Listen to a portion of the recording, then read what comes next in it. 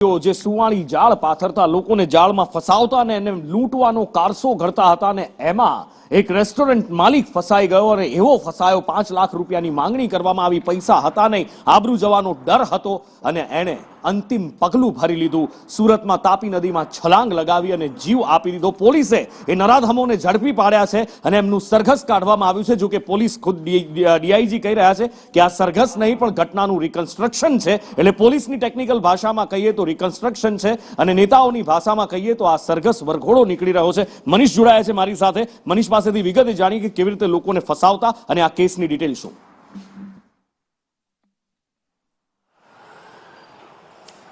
जी बिल्कुल, ऊपर बात करिए तो वराछाना होटल मालिक ने आ चारे आरोपी है ते हनी ट्रेप में फसाव्या हता। आ आरोपी बीजा कोई नहीं परंतु होटल नी अंदर काम करता चारे कर्मचारी है, जेमा डेरानी जेठानी है ते पण होटल में काम करती हती। एम केम रीते आ जे कहेवाय के जे भोग बननारने छे तेने फसाव्यो हतो प्रेम जाळमां। त्यारबाद तेने अवारनवार ब्लेकमेल करता हता, समाजमां बदनामी करी देवानुं कहेता हता अने पहेला पण रूपिया परावी चूक्या हता। त्यारबाद वधु 5 लाख रूपियानी अवारनवार उघराणी करता हता। जो રૂપિયા નહીં આપે તો ફોન કરીને ધમકીઓ આપતા હતા।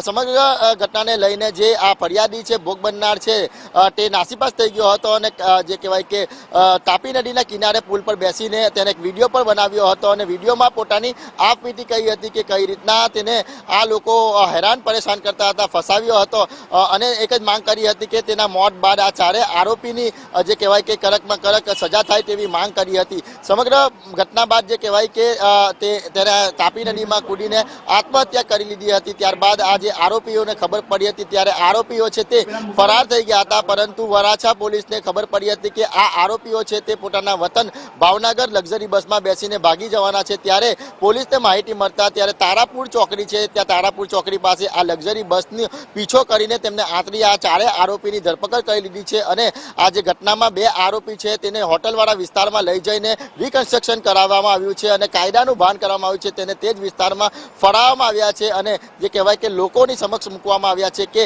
આ જે ટોળકીના જો અન્ય કોઈ લોકો ભોગ બન્યા હોય તો વરાછા પોલીસનો સંપર્ક